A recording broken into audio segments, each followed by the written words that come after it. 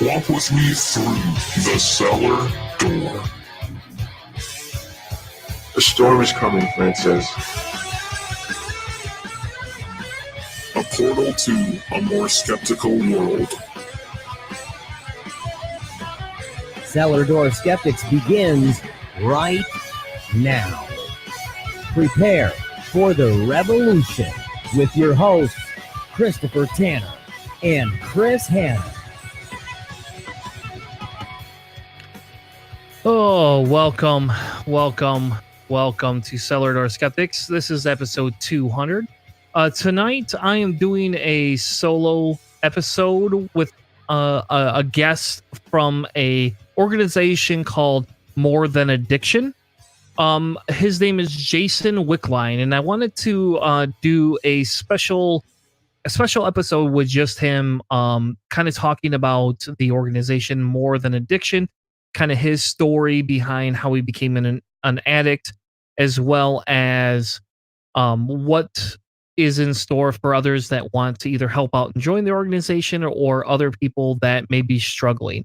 And the episode kind of hits home a little bit with a lot of my past and some of my friends who've been through similar struggles, as well as those who are continuing to struggle with addiction. And I thought, as we go through the holidays, one of the big things that I see in the forefront is anxiety, right? You know, people get holidays, they go into the holidays and they get anxiety, they get things that they struggle with, they understand and see all the different things that could trigger them. And I thought it would be a good episode to kind of talk through what somebody's been through, what they've come out on, and how they've made a positive difference in society. So without further ado, please welcome my guest, Jason Wickline from More Than Addiction. And for this portion of the show, I wanted to have a conversation with somebody that's kind of made some national headlines over the course of the last couple of weeks. Jason Wickline has decided to join us. He volunteers for an organization called More Than an Addiction. And More Than an Addiction is a group of individuals that have come together to talk about and tell stories about their addiction, how it's impacted them, and how they've been able to use their story to help others in the same area. So without further ado, please welcome Jason to the show. How are you doing, sir? Good, Chris. How are you? Good. And it's a pleasure to have you on. I came across your story, probably how a lot of people have, through social media. So you've popped up on social media, and I thought, hey, this would be a great segment. And about 2 years ago, we had a individual on, and she had been through some similar experiences, just got her kids back. And she came on the show to talk a little bit about the organization she volunteers for. But here we are 2 years later, in more of an economic crisis, in my opinion, than we were before. And we don't have an administration or a government that likes to treat addiction as a big problem. You know, one of the big things that the president has said is, oh, well, let's just start putting drug dealers in jail. And it's like, well, that's great. But what about everybody on the other end of the spectrum? What about all the other people that are out there suffering from this? You know, we can't just try and cut drugs off. We have to actually talk to the people who have had the experiences, how they've gotten out, and what they've done to change their lives. So, yeah, go ahead, man. No, go ahead. I'm listening. I'll say, so what I want to do is I want Jason, it would be awesome if you tell us a little bit about your story, kind of how you got there, and what you're doing now. So I guess you could kind of say I have somewhat of an atypical story when it comes to drug use and drug abuse. But, you know, I've realized through this whole process is that it's really not an atypical story. This thing affects everybody across all social platforms, all economic platforms. And it's not,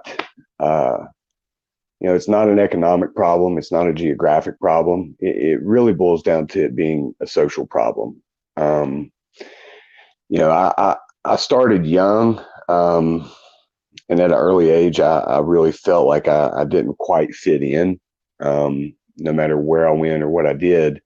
I was born into a broken home, and I didn't really have per se a father figure in house most of my childhood.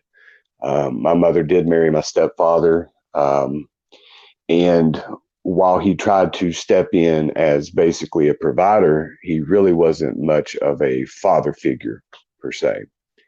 So as I got older, going into middle school and high school, I wanted to be liked. I wanted to be accepted. I wanted to feel like I was a part of something and a part of a group, and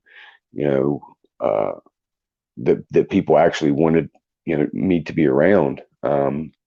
So I did whatever I thought I needed to do to make that a reality for me. Whether it was listening to a certain kind of music or hanging out with a certain group, and wearing certain clothes or listening to certain kind of music, cutting my hair a certain kind of way. I tried to play the chameleon and fit in anywhere that I could. And really what ended up happening was, I pretty much lost my identity of myself. I had no self values.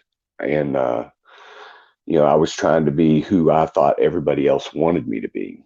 And I just carried an emptiness. Most of my life, I carried this void inside of me.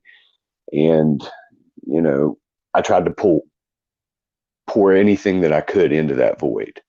And it started with alcohol at an early age. And, it just kind of went through the natural progressions, went into marijuana. And then what really took hold, while I had tried opiates and painkillers before, it wasn't something that I sought out. But I did have a back injury when I was about 22 years old, and I was extremely overprescribed. And, I got a sense and a feeling of ease and comfort when I took these painkillers. It wasn't just that it made the pain go away, but it made all the pain go away. The pain of not feeling a part of, the pain of not being accepted, the pain of, childhood traumas that I dealt with. At an early age, I was physically abused, verbally abused, sexually abused at an early age. You know what I mean? And I carried all this stuff with me. And, when I got that magic ticket and I got that prescription, it gave me the warm and fuzzies. And all of a sudden, all that stuff didn't matter anymore, and I was easier to talk to, and I was easier to be around, and I was more likable, and I enjoyed doing things a lot more. Right. And, it's like, you know what? I have arrived. This is it. This is my answer. And I didn't feel that I was really doing anything wrong because, I'm legally prescribed these. Right. Yeah, exactly.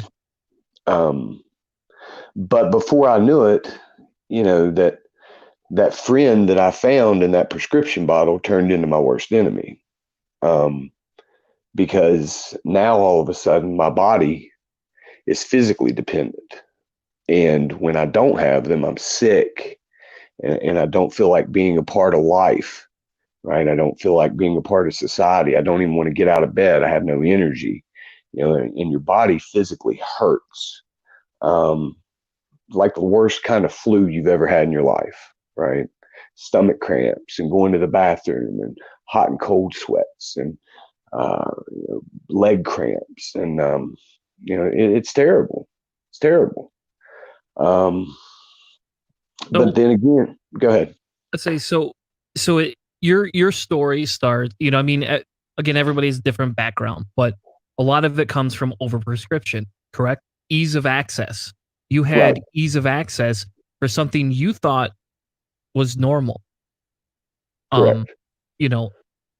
Can I guess I'll just ask, how many, how much were they overprescribing you? Was it something where they continued to allow you to have it, let's say past a couple of months, span? Oh, I was getting prescriptions for almost 5 years. Oh man. Almost Wow. 5 years. And this was from a very simple, back injury where there was just, some spinal compression, right? Mhm. That caused some inflammation. It caused some pressure on, the nerves in your leg. And it was, you know, a level of discomfort, but, you know, there was no type of pain management outside of the medication. And what I didn't realize is that I'd actually got hooked up with a pill mill. You know, he was a pill doctor. That's what he was known for. You know, which, you know, incidentally, since then, I think it was maybe 2 or 3 years ago, he got sentenced to many, many, many years in prison. You know, since all this has happened. But, you know, that's really what got me into a state of dependency. But again, that was the physical dependency. You know, the emotional and the mental dependency, I guess, had always really been there, right? And you know, after a while, he got into some trouble. He had to move his practice to his house. So you'd call his office and there's no answer at all. And it's like, oh no, what do I do now? Right. I'm out of my prescription and, you know, I can't get a hold of him. So there was, you know, a 3-month span there where, you know, I'm buying them on the street. Right. Which actually I'd already been doing it. Because when you get a prescription like that and, you know, you've already been introduced to them recreationally, right? And then you're around a certain crowd. So now it's, you know, I'm selling a few here and there just to make a little bit of extra money. The physical dependency is growing. And then it turns into, well, I've only had my prescription for 2 weeks and I'm already out, right? So now I'm buying on the street until I can get that prescription refilled. So now your life's spiraling out of control. You're neglecting your responsibilities. Getting that sense of ease and comfort back into you is really all you're focused on. So at that point, you know, you get the next prescription and it's like, well, okay, now I'm going to sell half of these because I haven't worked. I can't pay my bills. So I need to hit a lick, right? Sell some of these pills, sell half of them, make $400 or $500. I'll have the other half, so I'm not physically sick, and I'm going to try to wean myself off of them, which, by the way, never worked. You know, so it's a vicious cycle that you get caught into. And after, I'd say after the first 2.5, maybe 3 years, he actually upped my dosage to it was from hydrocodone, and he upped it into the oxycodone category. Oh wow! And yeah, and at that point it was all bad.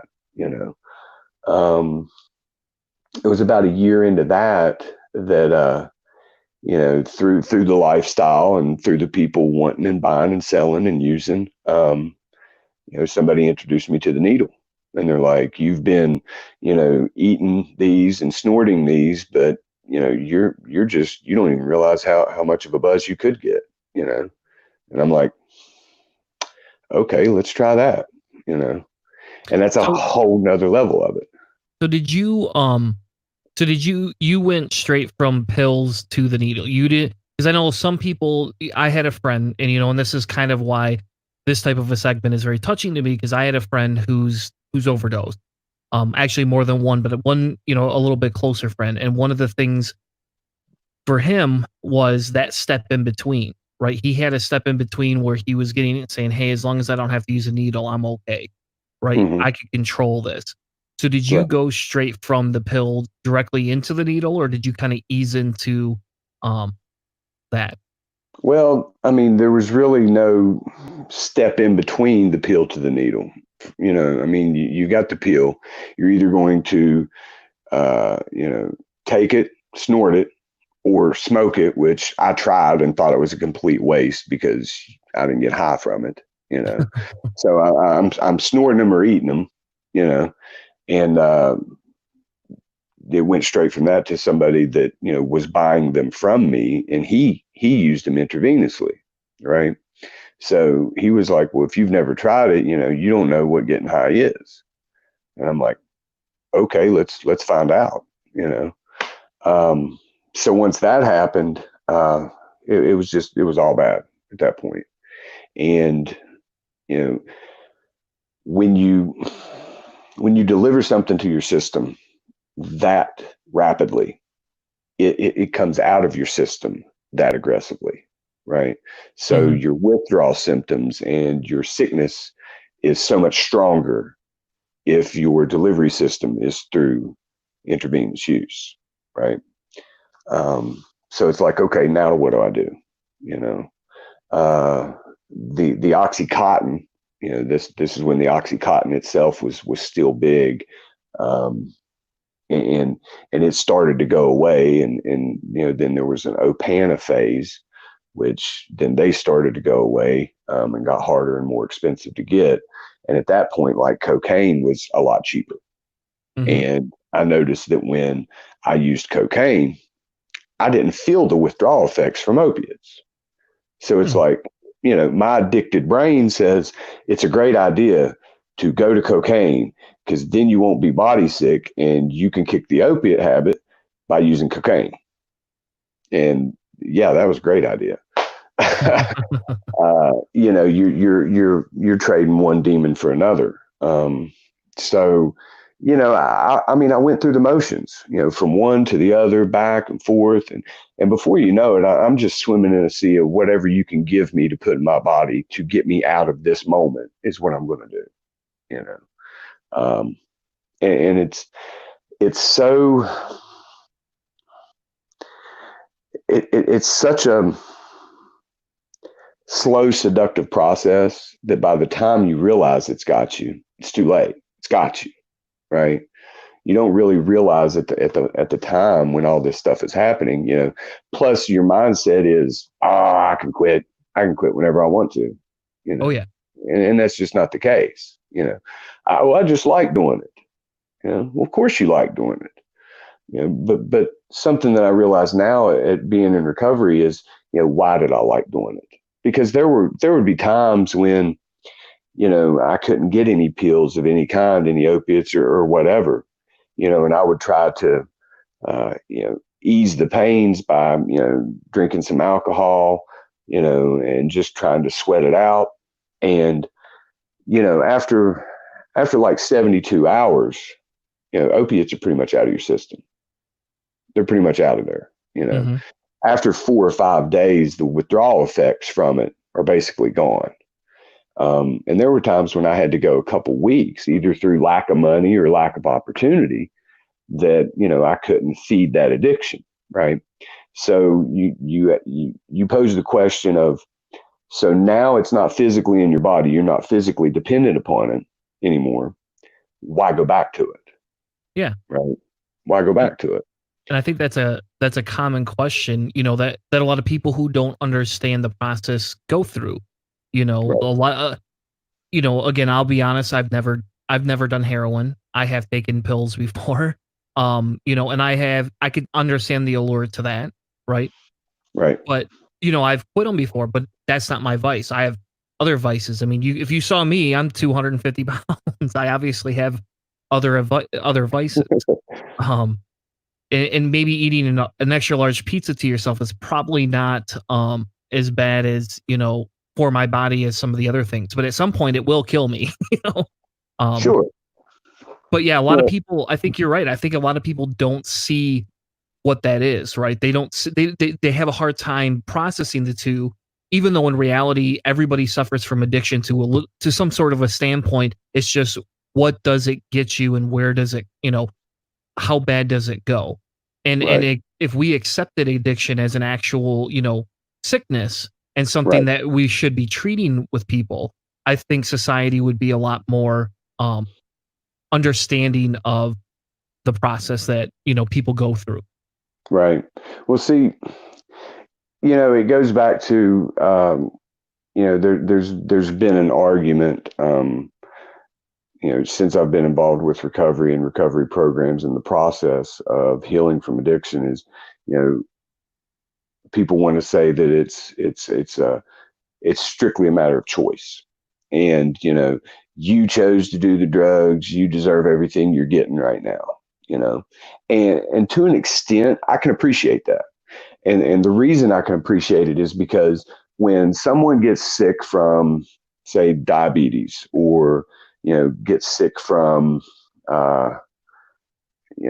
cancer or anything like that, nobody gets mad at the person because they didn't personally hurt the people around them because they were sick. However, when you're dealing with addiction, and substance use disorder is a disorder. It is a medical condition. I mean, if people don't like it, they can talk to the American Medical Association. It's just that simple, right? But it's the stigma that's attached to it. And the stigma that's attached to it is there because other people, besides the person that is actually afflicted, is affected. And, that's a lot of the reason why I do the work that I do today, and speak out and try to put a face on it. And let people know that it's more than just that person that you see, bumming change at the gas station, or, standing in line at the soup kitchen, or sleeping under a bridge, or the person that you see on, the news that stole something from Walmart, right? That's not who that person is. That doesn't have to be what defines that person. But so many times society looks at these people and they say, yeah, they're an addict, they're a junkie, they should let them all die, right? But really, that's somebody's mother, brother, sister, that's somebody's child, right? And people have zero compassion for it. And that's what kills me, is because it took me going into the rooms of recovery and for there to be people in there with stories just like mine, that while their circumstances may have been different, they hurt and felt the same things that I hurt and felt. Their mindset and their way of thinking, I could relate to, because when you're in the grips of addiction of any substance over a prolonged period of time, it actually rewires the hardware of your brain and how you process basic information, and it affects the perception that you have of the world around you. It affects the relationships and how you interact with other people, right?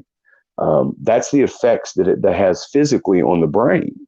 So even while, you may be clean and you may not have any, type of mind or mood altering substances in your body, you are still living the effects that this substance has had over your mind, right? Mm-hmm. So, getting people to understand that it's hard, because they have been hurt. They've been jaded. They've been done wrong. They've been lied to. They've been affected. The way that things are today, I would just about bet almost zero people across this country that haven't been touched by addiction in some form or fashion, right? Yep. So, how do we address it? Yeah. And I think that's actually one of the crux questions of the show, right? We can argue politics all day long, and I don't even know your political standing. We could argue politics all day long. But I think one thing you and I would agree on is that if we look at Maslow's pyramid, right, we look at that bottom tier, if people are down there and they're struggling for whatever reason, it's inconsequential to some extent what that reason is. If they're down there, we can't get to that top portions of the pyramid for human healthiness, and we're just going to be this repeat cycle. And so anything that tackles those problems are things you and I will both 100% agree on. That's what we have to do. I mean, that's your situation, right? You had a hard upbringing. You chose certain decision points that put you where you're at. But as a humanist, the first thing I want to do is say, okay, are you willing to change? At some point, you have to be, or you're just going to fail. And we have a friend that I went to high school with, grew up. He's an alcoholic, very bad. He's been to recovery twice, walked out twice, burnt all sorts of bridges. And, calls us up a couple weeks ago, says, "Hey, I heard you guys are going to a concert. Hey, I heard it's only $5. Would love to tag along." Well, man, how are you doing? Well, I'm doing good. Well, the doctor told you had to quit drinking. Did you quit drinking? Well, I'll limit myself. And it's like, man, how do I help you? I'll help enroll you. He's not ready. But the problem is he also fights with, where's the money going to come from to fix my addiction? He's in a cycle. Same way, he goes, gets a job, gets sober. And this is kind of where we can jump back in, because I want to know what got you back on it. Because what he would do is he gets sober, goes in, works for weeks and weeks, makes all that money, pays the bills up, has a little bit of fun. And next thing you know, he's back in that cycle. Or something bad in his life happens. The car dies, his dog gets sick, something crazy like that, gets depressed, and he's back in that cycle. So the thing is that, one thing that I learned is that when I went back and I looked at my history of using, and when I really started to enjoy the effects that were produced by whatever drug or drink that I had, basically you stop maturing emotionally at that point. You still start, you still continue to grow. You still continue to, all these different things, but emotionally, you stop maturing at that point. So I am processing information outside stimulant, whether it be, a bad day or a good day, right? The way that a 12 or 13-year-old would, So the thing is, like, when you get out of it, right? The reason that, a lot of people fall back in is because they stop doing the things that they've been taught to do in the rooms of recovery, right?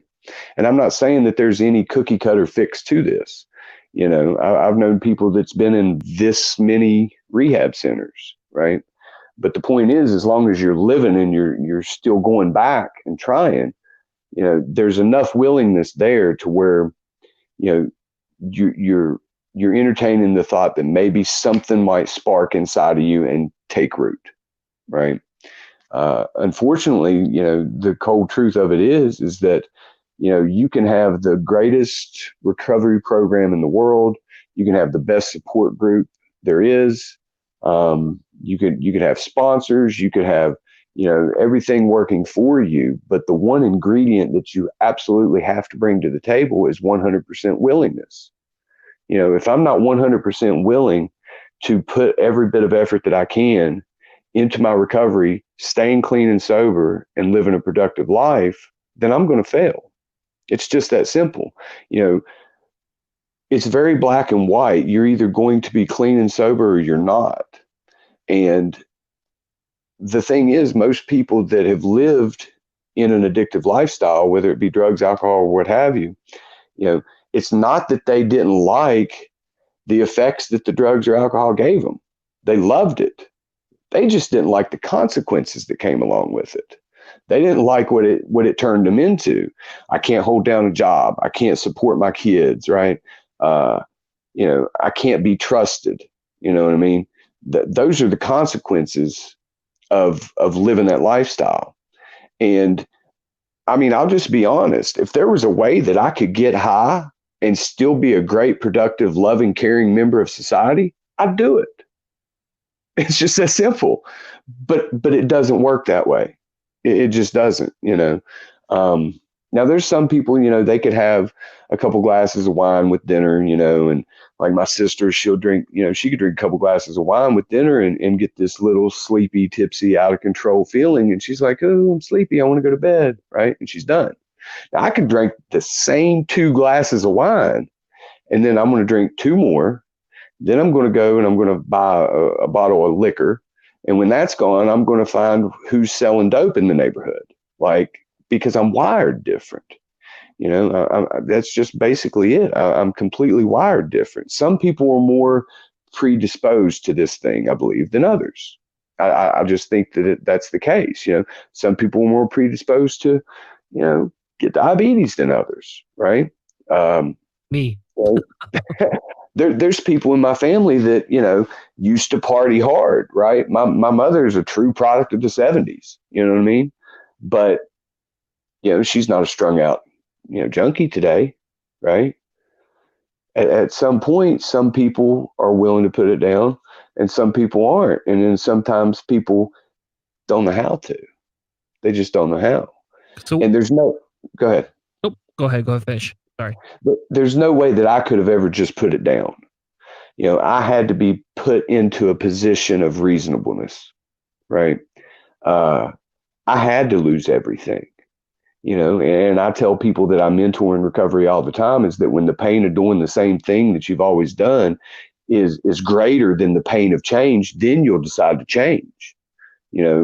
Pain is the greatest motivator that we have as human beings. It's not love, it's not money, it's not, any of that. It's pain. Right? You stick your hand in the fire and it burns, like you're not going to do it anymore. Right? But if it doesn't burn you bad enough, you might even go back and try it a few more times just to make sure. Right? So that's it. Hopefully right? not. Hopefully not. Right. And that was kind of the case with me. I got involved with recovery out of consequence, the first time. I was arrested in a drunken binge, a cocaine and alcohol infused binge one night, and I hurt somebody really bad, and I'm the most nonviolent person that you would ever meet. But that night, I was scared. I was in fear, and because of the substance, influence in my body at the time, I reacted out of aggression because of fear, and I was arrested on malicious wounding charges, and I was looking at 15 years in prison if I'd have been convicted on those charges, Wow. So long story short, I ended up having to do home confinement, but I lost custody of my son during this time. And he went to a foster home and I didn't know where he was, and they threw me a lifeline. They granted me probation and home confinement, so I wear an ankle bracelet for 9 months and then I carry probation for another year after that. Right. And, they fined me quite a bit. And I come out with this firm resolution. I'm never going to do it again. I'm done. I've done lost custody of my son. Get me through this, and I promise it'll never happen again. Right.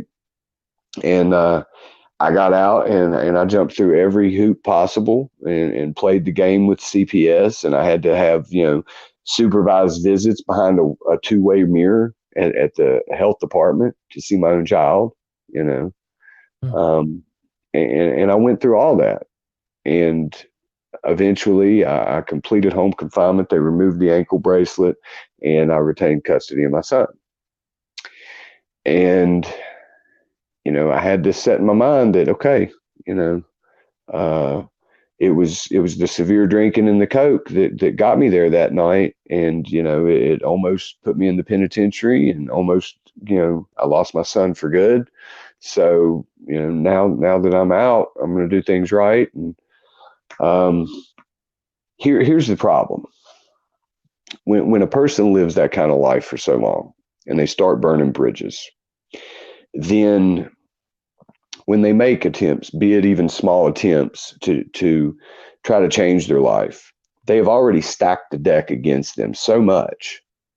And the way that, society is so intolerant of these things and these actions from people that it's a struggle. It's a constant struggle. The only jobs you're going to get with felony convictions and no real trade experience is 90% of the time going to be in a restaurant someplace, right?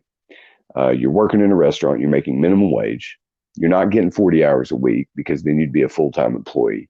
then they'd have to offer you medical insurance. So that's not going to happen. So let's say you're working 30 hours a week at minimum wage tops, right? And because of the situation that you're in, there's other people just like you that's had these same problems working the same job. So even if you do have somebody that's serious and they want to try to straighten their life up and not get involved in this stuff, they're struggling to make ends meet. And they go into these restaurants in different places like this. And here you've got other people that are out on parole that, have lived, but, horrible lifestyles just like you have, but they don't have the same mindset of trying to live a better life, right? They're still in the, I'm trying to make the judge happy. I'm trying to make the PO happy stage. And there's going to be drugs. It's now just you're that back simple. in that situation again. Now you're right back in it all over again. And that's that sad thing right there, is that society's willing to punish you because they think that's the way to get you clean. The pain thing, right? Let's put them through a little bit of pain.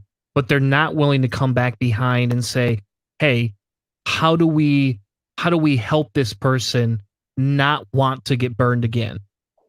Right. Exactly. And there's not an easy fix. Unfortunately, there's just not an easy fix for it, but I think that it's going to have to start. Sorry, I'm trying to get plugged up here. I think my battery's going dead on me. Yep, no problem.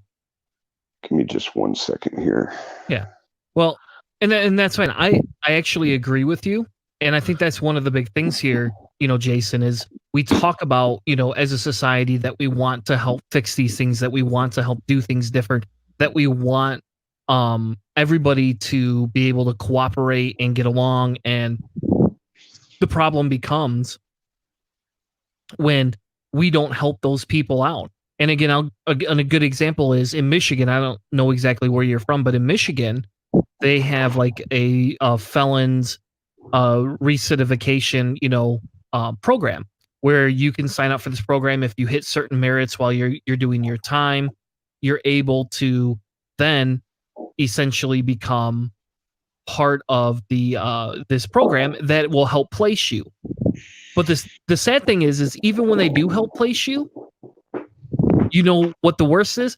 The worst becomes you're not getting a job worth more than $10-12 an hour.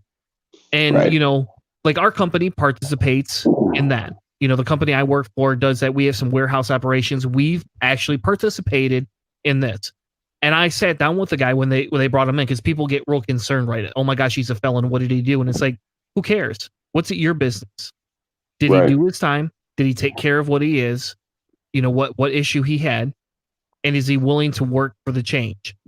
And I sat down and talked with him. He had to work third shift for us specifically because he had a first shift job he went to as soon as he was done. And those are the only way he could make payments on his, his fines and be able to pay his child support. And if he failed at either one, he lost his kids, seeing his kids. They weren't even living with him, and he lost his kid. And that's the sad thing, and we've, there's a gentleman on the show, Boyce, that guest hosts for us every once in a while. He's big into Andrew Yang, right? Because Andrew's got the UBI. And when we talk through these things and we talk through these stories and how do we help people in those situations, whereas maybe UBI is not the answer for everything, in this type of a situation, it's that would help somebody in that situation immediately. He no longer has the stress and the anxiety of what happens if I can't make one of my payments and I lose my kid. Because you know what he's going to do? He's going to either turn back to the drugs or the alcohol to take the pain away, or he's going to turn back to doing something to make the money to get what he needs to do. And we should never put a human being in that situation ever as a society. Right. And that's what I'm going back to with, when I very first started this conversation with you, is that, it's not an economic problem. It's not a geographic problem. It is a social problem. And I really think that, that's the roots of why addiction and alcoholism grow so rapidly, and we're in a national epidemic right now, because of the way society has operated and, not provided. When I grew up, and you may get a kick out of this. I went through the DARE program when I was younger, right? Oh, yeah. I'm 41 years old, and when I was, at the end of elementary school, they brought in the DARE program, and then all through the 80s, you had Barbara Bush with was it Bush, the just say no program, right? And just say no, just say no, just say no. Well, that's great if you just say no, but what if you say yes, right? Yeah. What if I do say yes, right? So there was no follow up to any of that stuff. The DARE program was somewhat scare tactics. A police officer comes into your school and tells you how bad drugs and alcohol are. But they didn't consider the fact that there's probably kids sitting in front of them right then that had used drugs and alcohol with their parents at home and would be doing that evening, right?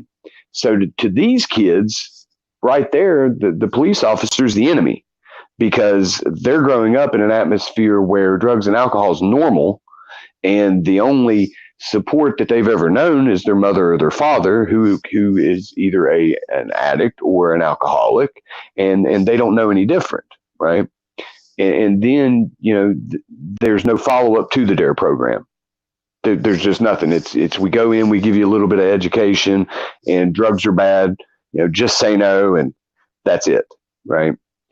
Yeah. So I understand.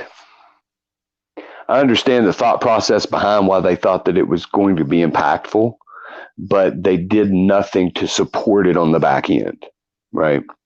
So now you've got this group of young kids that, are going up into, the mid and late 90s, and, music's changing, and new drugs are coming around, and the Clintons are in office, and the housing bubble starts, and society starts to separate even so much more than it ever has between the wealthy and the middle class and the lower class. And we seem today like we're all, our identity's placed on stuff and what we have and what we attain, right? And how big our house is and how nice our car is some type of, badge of honor that gives us our social status, right? Yeah. We can't take any of that stuff with us, brother. You know what I mean? It's true. I mean, it's just that simple. The person that dies with the most toys don't really win. And, when I go out, I don't want them to say, oh man, that guy right there, he owned 5 businesses, and he, that big house up on the hill, that's where he lived at. Did you ever see that big Humvee that was in town all the time? Well, that's what he drove. I don't want to be remembered that way. I want him to say, you know what, that was a good man right there. That was an honest, loyal friend. He helped a lot of people. He was a loving and caring husband. You know what I mean? Like, that's the stuff that I want to be remembered for. Right. Yeah. Or you took care of the poor, or you helped addiction recovery, right. programs, or you donated, to charities that did those things, Right. Yeah. But getting society to look at that as a whole, that's never going to happen. I mean, let's just be honest, that's never going to happen, So it's really this simple. You could either be a part of the solution or a part of the problem. And if you say, well, it's unfortunate and I'd love to help, but not in my backyard, well, guess what? You're part of the problem. Mm-hmm. You're part of the problem at that point. Let's just say that you stand mute and you don't have any opinion, one way or the other. You just are having a very hands-off approach to the situation. Guess what? You're part of the problem. It's just that simple. You're either going to get involved and help to contribute to be part of the solution, or you're part of the problem. And that's one reason why, I decided to go ahead and share my story with the local news, which has completely been overwhelming because it went viral. It blew up. It went worldwide. which completely caught me off guard. But, they reached out to me just because I, made a simple before and after post, of my, appearance online. And they ran across it and they said, we'd like to do a story and talk to you. Right.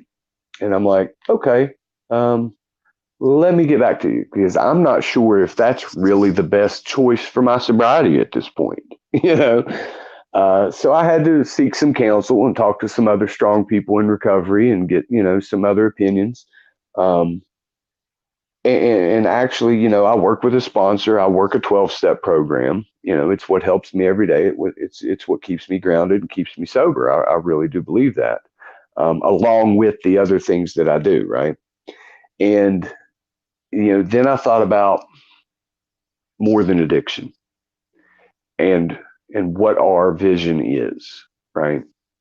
To spark compassion, to abolish stigma, to put a face on this thing, and try to change the narrative around addiction.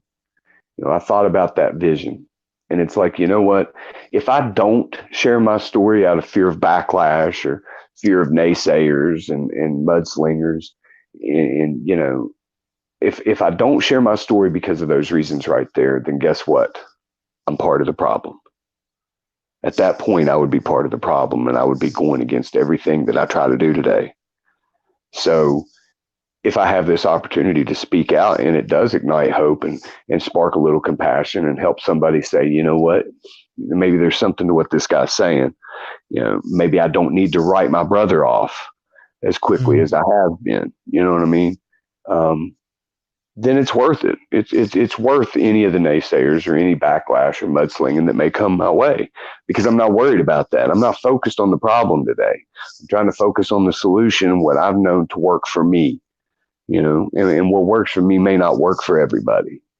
But for the ones that it will work for, then why can I not share that with them? You know what I mean? Agreed. So the name of the organization that you also volunteer with. So you talk to the news, you work, you volunteer with an organization called More Than an Addiction. Right. And you're headed down this road where you're saying, hey, I gotta share my story with the world.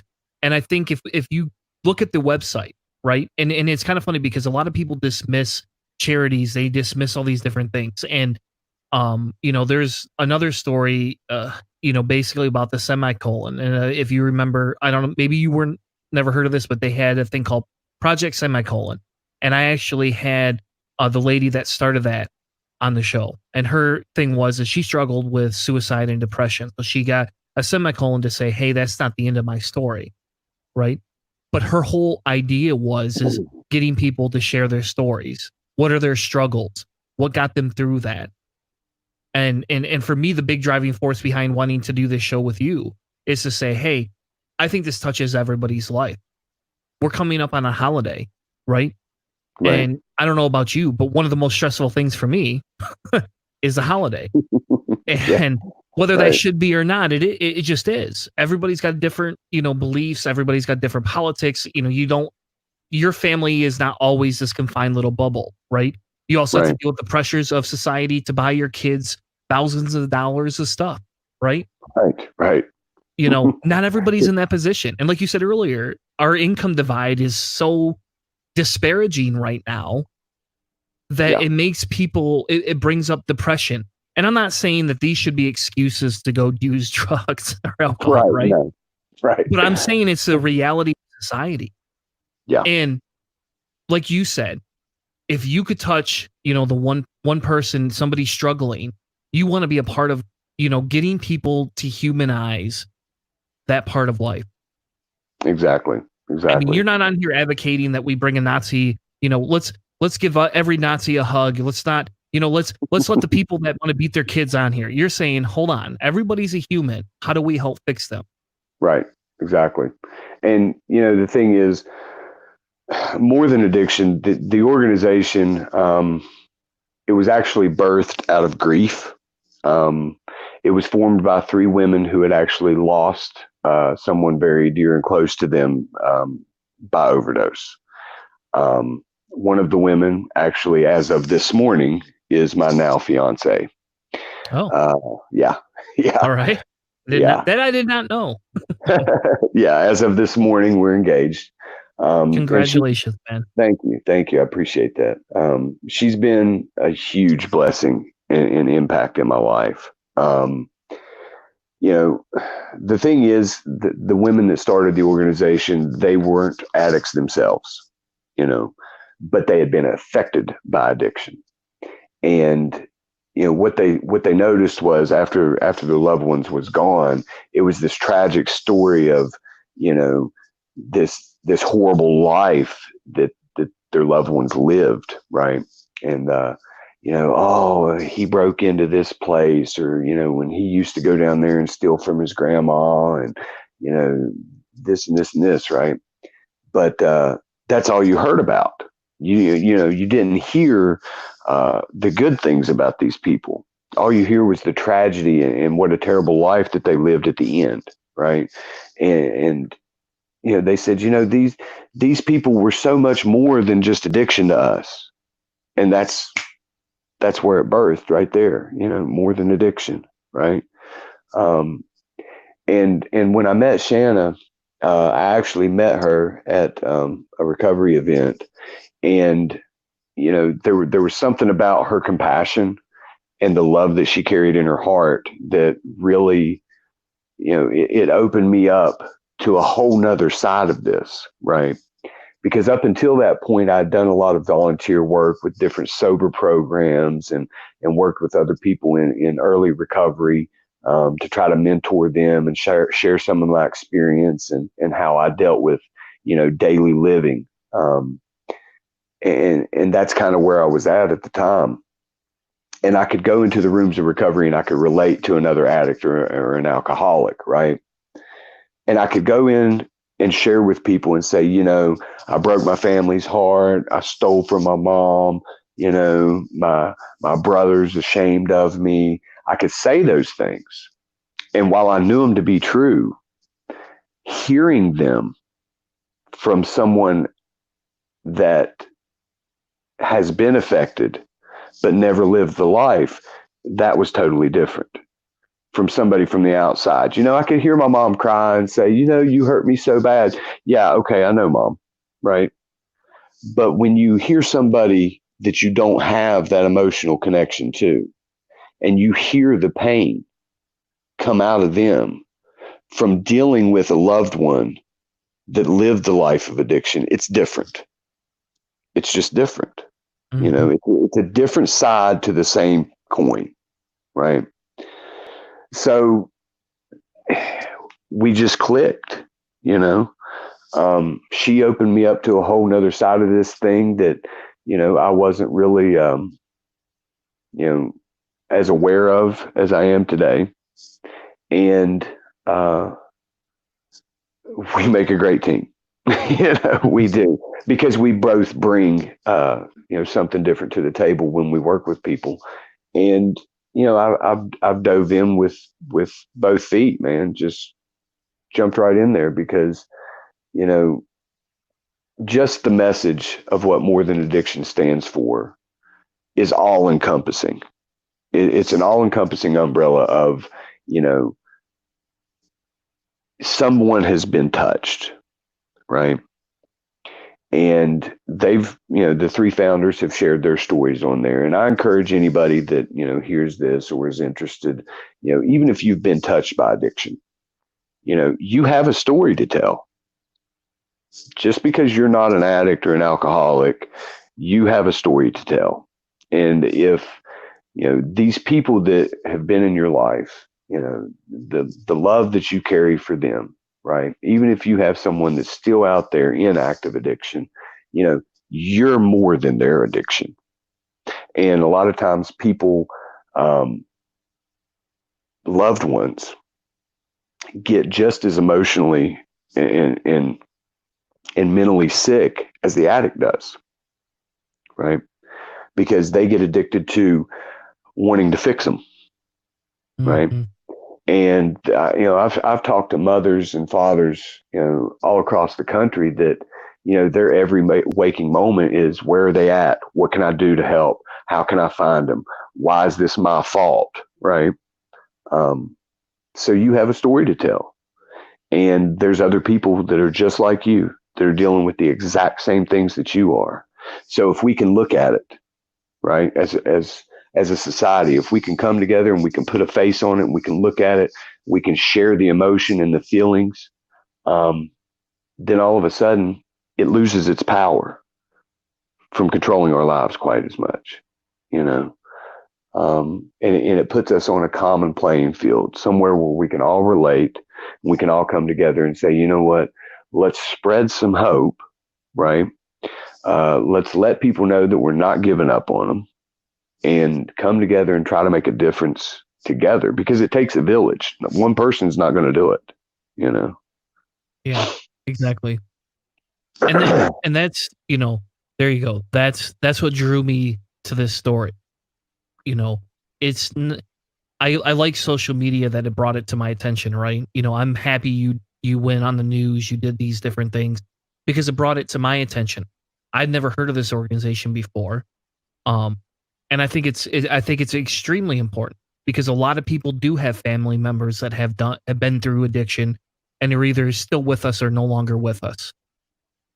And I think you're right.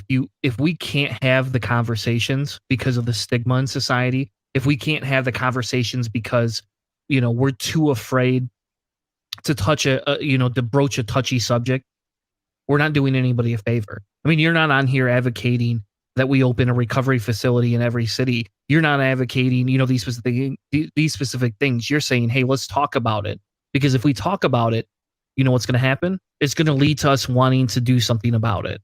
And we all may, again, disagree on what needs to be done about it, but we will 100% be on the same page that we're open to having the conversation. And that's what it takes, and it's kind of funny, right? And maybe it's not funny, but maybe when we talk about the 12-step program or any recovery program, what is the first step? Admitting we have a problem. Exactly. And I think if society sat down and said, we have a problem, what do we want to do about it? I don't need another news story to tell me, that there's an opiate crisis right now. I don't need somebody to tell me I'm going to close the borders. I don't need somebody to tell me that I'm going to continue to make a war out of this. What I need is somebody to say, we have a problem. Let's sit down and collectively discuss this. Right. And when we start hearing politicians say that, right, now we're on some page. I don't hear that a lot in politics. Right. Well, I try to stay as far away from politics as I possibly can. My views on politics are pretty black and white.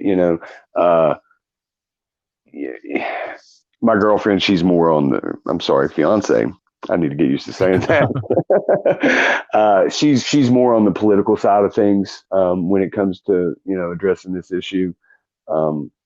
But I didn't vote before I became a felon, right? Mm-hmm. So now I'm a convicted felon. It doesn't really matter too much to me at this point anyways. You know what I mean? As far as politics go, my feelings are black and white. I think pretty much all of them are crooked anyways. You know what I mean? Off, my friend. and it's money talks, and who's got the best interest for the next person is who's going to be in office, and they're going to take care of their people and not the people, right? That's neither here nor there. For what it's worth, that's just kind of where I stand on it. But the thing is, if we do start a narrative, right, and again, going back to the vision of More Than Addiction, to change the narrative surrounding addiction, right, there's several aspects to it. We can provide treatment beds, right? That's great. All right. Then you get into a situation of where somebody goes into treatment. Now they're faced with all these life-changing issues when they get out, just like coming out of prison or anything else. You're faced with the economic issues of not being able to survive and make a decent living. You're faced with, the situation where you're not eligible for, low-income housing, which is supposed to be there to help people that are in these situations. Right. But now you're not eligible for these programs because of your criminal background. Right. So again, back to what you said, now you're more apt to go back to the old life, or, start selling drugs, using drugs because you can't, succeed or can't accomplish anything. And it's a cycle. It's a cycle. There are some programs now that are starting up. I know in this state, there's a program with the Department of Education that they're starting. It's called West Virginia Jobs and Hope, where they actually have transition agents throughout the state. And their sole job is to work with people coming freshly out of recovery programs or freshly out of, prison, on parole, to be able to equip these people with tools that they need to survive, right? Resume writing, getting them interviews with jobs, getting them basic clothing needs, right? So that they can even dress appropriately to go to job interviews, different things like that. And it's a great program. It really is. I think it's on a 5-year grant right now. So we'll see what happens in 5 years, right?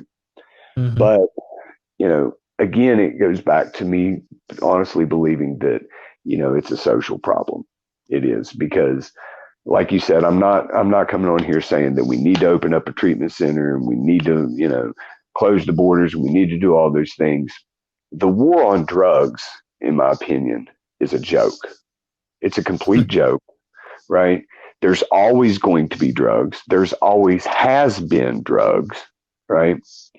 The issue is, why do, us as Americans want to do those drugs? That's the problem, right? We're in a position because it's a social issue.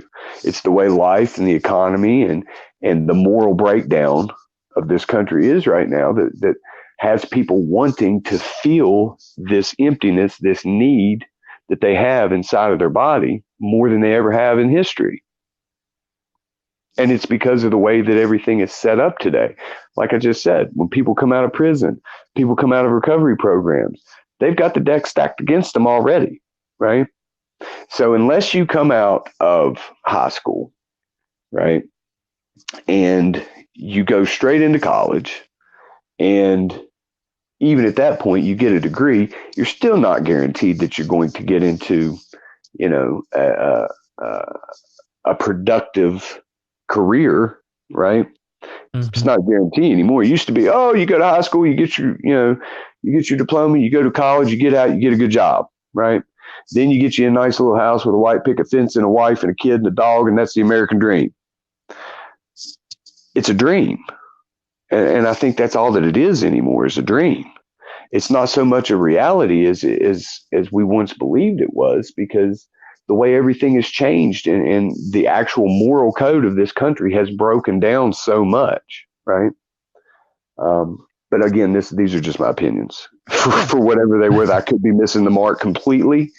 But I know that the people that I've dealt with that have lived the same type of life that I've lived, and I know people from privilege, high school, star athletes that have went down this same road, right?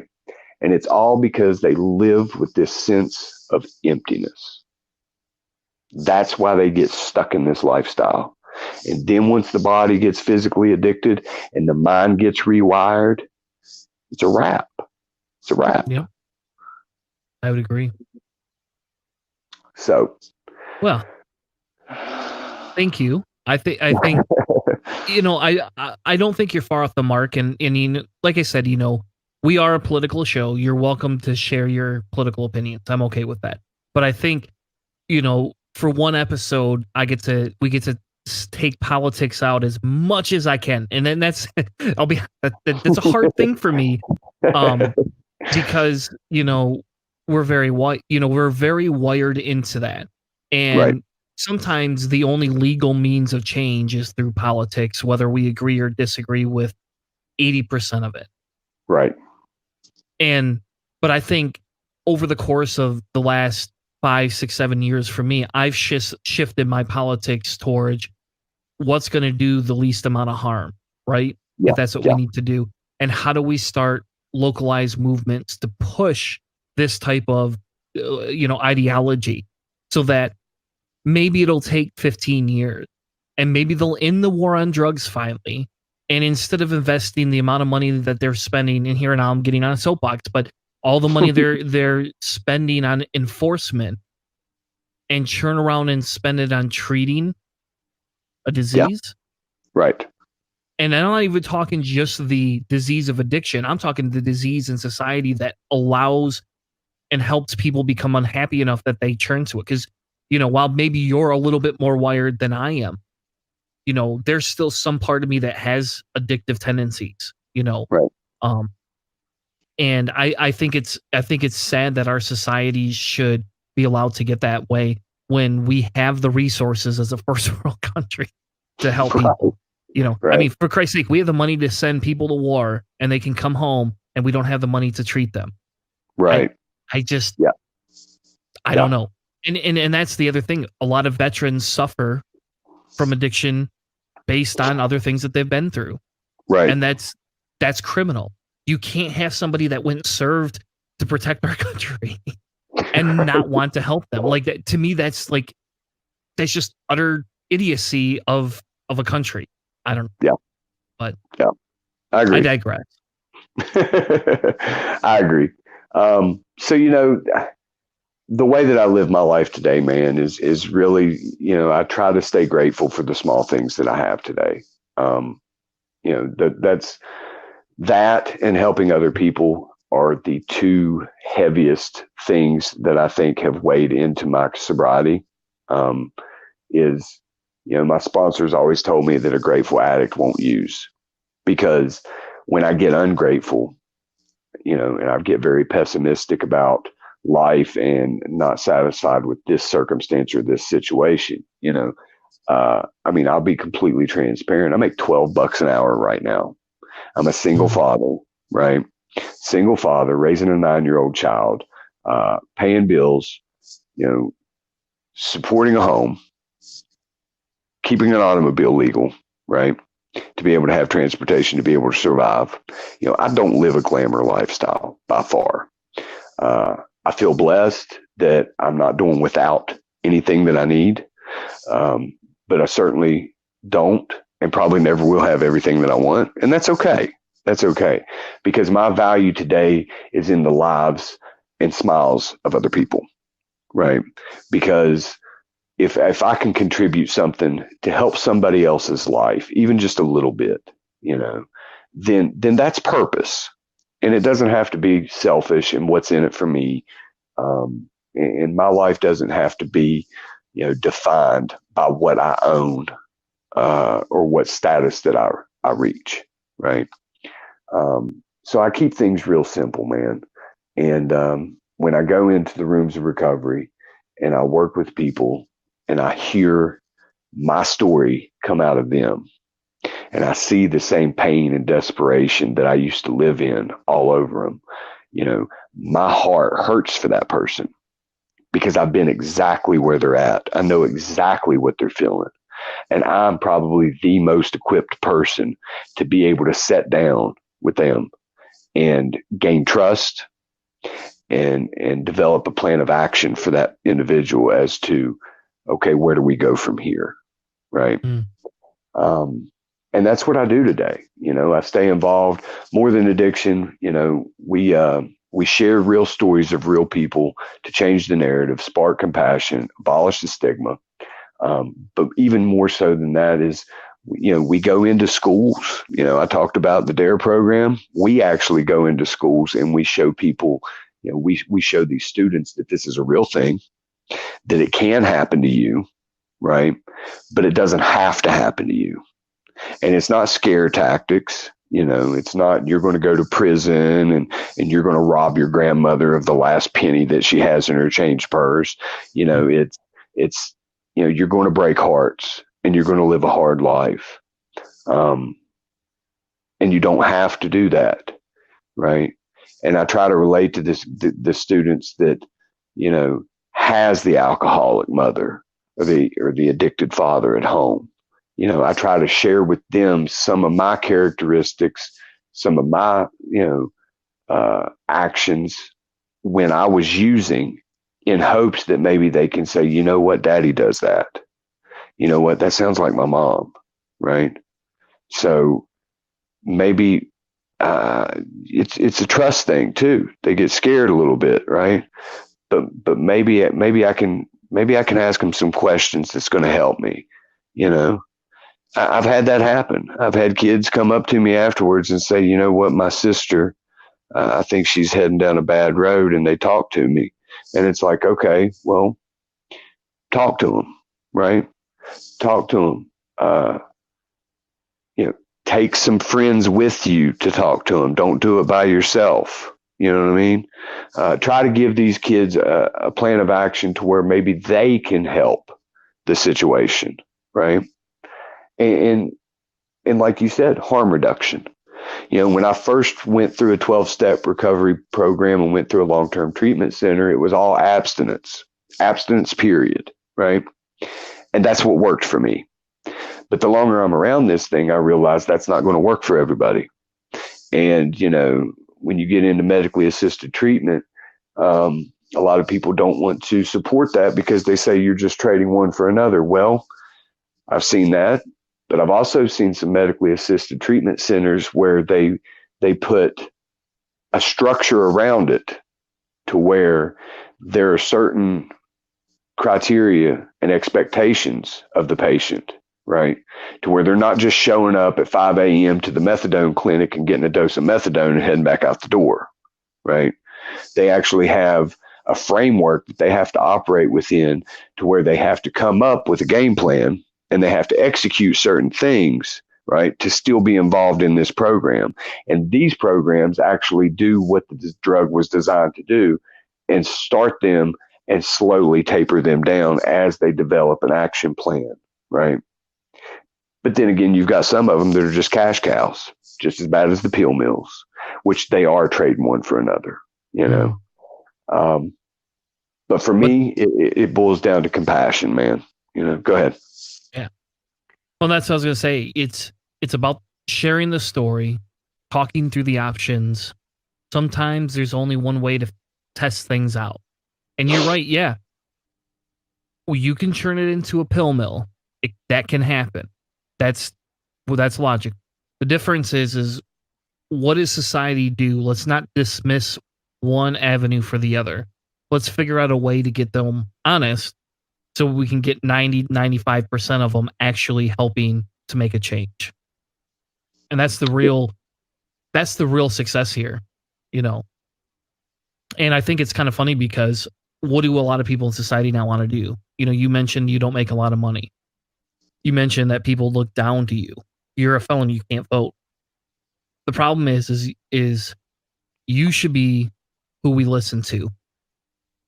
We shouldn't be listening to the people that haven't had their whole lives turned around because of something. We should be listening to the people that have had to live this, that have proven themselves successful outside of it. You know, I would say, hey, run for politics. You can't vote. Doesn't mean you can't become a politician. But I don't think, you know, again, just a little jab. But, right. You know, you look at that and you go, you're the person, you know, people like you are the people that should be speaking up, because you're the ones that are able to say, hey, this is what worked for me. And if we look at just on a purely statistical analysis, right? You know, do, you know, recovery programs work? Yes. Is there better, more evolved type options that could be had that we could be supporting? Yes. And how do we test those? By you putting people like you in charge of some of those types of programs, so you can help filter into the research to say, yep, I'm not seeing the trend, or yes, or no, I'm not, you know? Right. So. Right. And, you know, it's interesting that you say that, because the treatment center that I actually went through is a completely 100% peer driven community. Everyone that works at these facilities went through a facility exactly like that. And then they've replicated several of them across the East Coast. Namely, it started with the Healing Place out of Louisville, Kentucky. And it's been replicated into, I think there's Moorhead Inspiration Center and Hickory Hills in North Carolina. And then now recently here in West Virginia, they've turned it into Recovery Point. And you have a Recovery Point of West Virginia, and we have 3 men's facilities and 1 female facility in this state under that name. And it's 100% peer driven. And I think that's one reason why that recovery model works so well.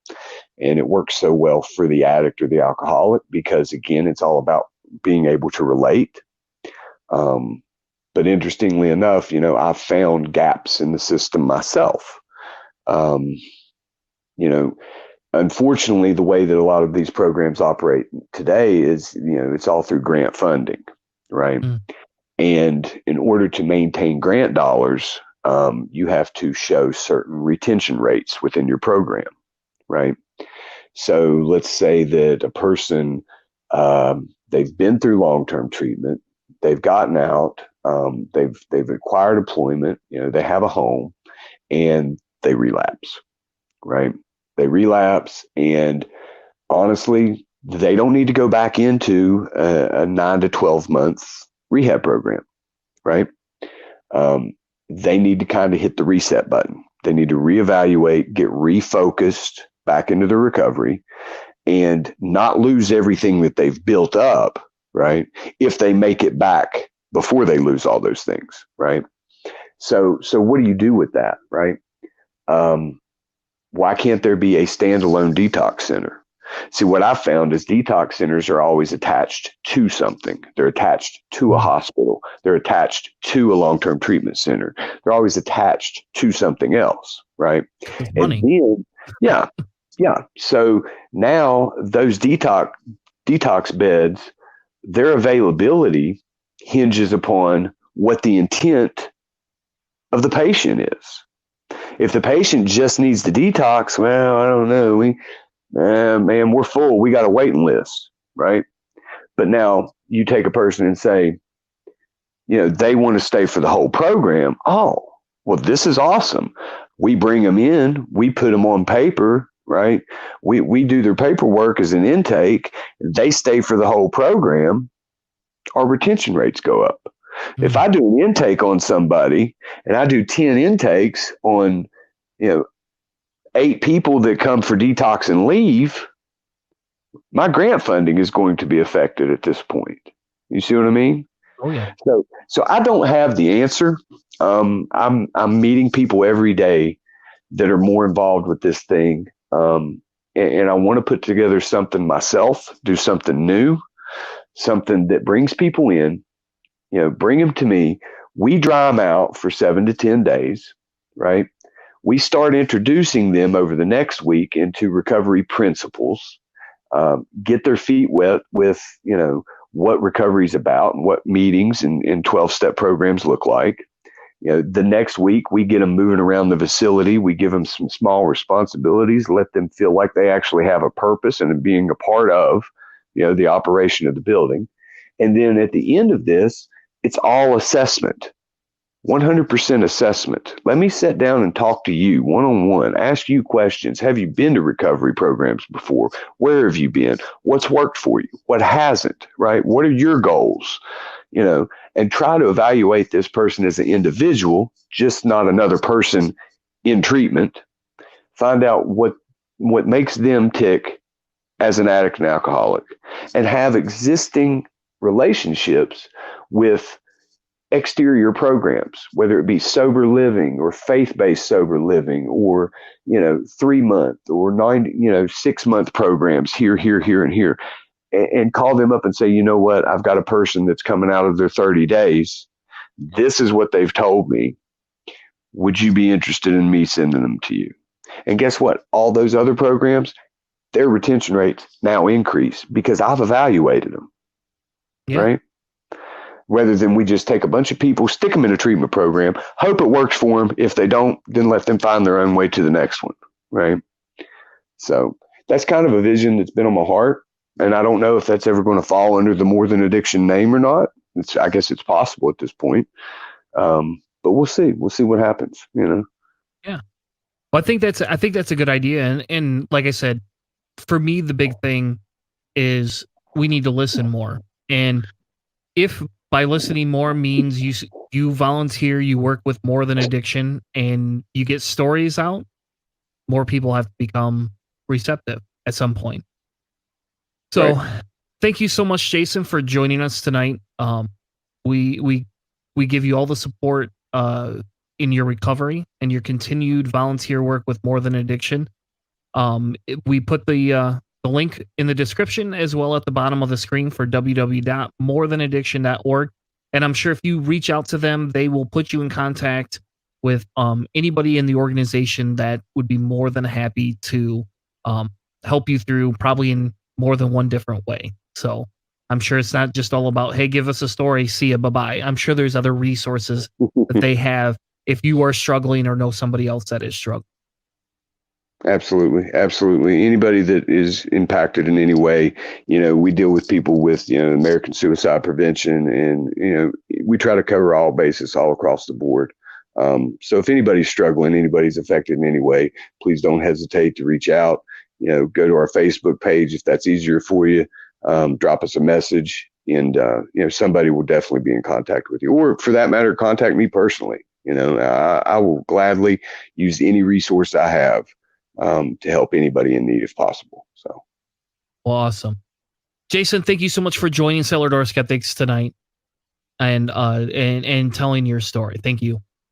Thanks, Chris. Thanks for having me. Yep. Okay.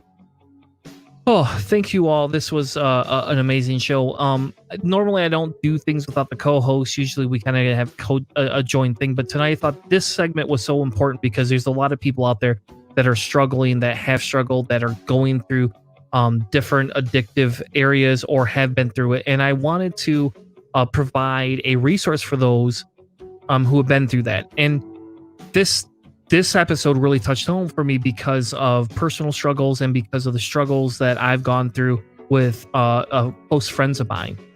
And one of the big things that comes out of this is hope. And we don't talk enough at all about hope in our society today. And I really wanted to bring this guy on because I thought it was important that the organization he volunteers with is a message of hope as well as himself. So hopefully you enjoyed it. Make sure you subscribe to us, and thank you all for joining us for another Cellar Door Skeptics.